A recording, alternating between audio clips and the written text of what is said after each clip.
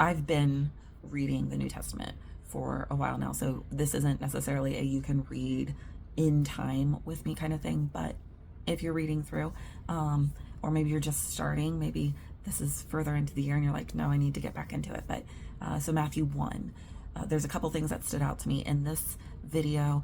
I'm going to specifically talk about what we normally consider as a very boring part of Matthew 1, which is the genealogy of Jesus. And maybe this is your first go through with the New Testament. So this genealogy is specifically tied to Joseph's side of the family and how Joseph was from the lineage of David. And then the genealogy in Luke is Mary's genealogy to show that she was also a part of the family, the genealogy of David, because that was one of the big prophecies of Jesus. But what I gathered this time going through Matthew is that the very specific part about Boaz and Ruth. So women were not typically listed in genealogies. So the fact that there are multiple women listed in the genealogy of Jesus in Matthew alone would make most Jews of that time be like, what is going on? This is the weirdest genealogy ever. But multiple women were listed. The thing that stood out the most to me, well, not stood out the most, one of the things that stood out to me is the fact that Boaz, who wound up marrying Ruth, his mother was Rahab. And I had never really paid much attention to that before. The reason that is interesting and poignant, as God likes to do, is that Rahab was the prostitute that hid the spies when they were going through Canaan as they came in to Jericho. They were checking everything out.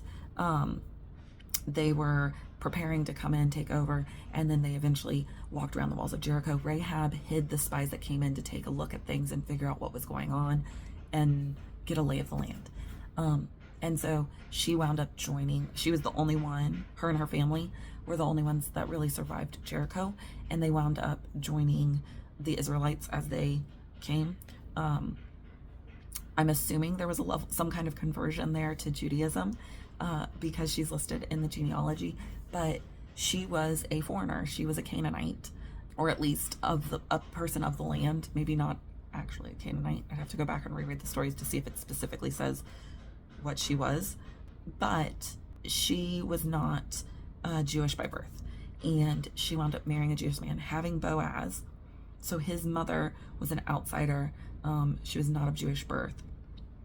So there's a good chance he saw prejudice, that her mother didn't know all the customs. She was a foreigner.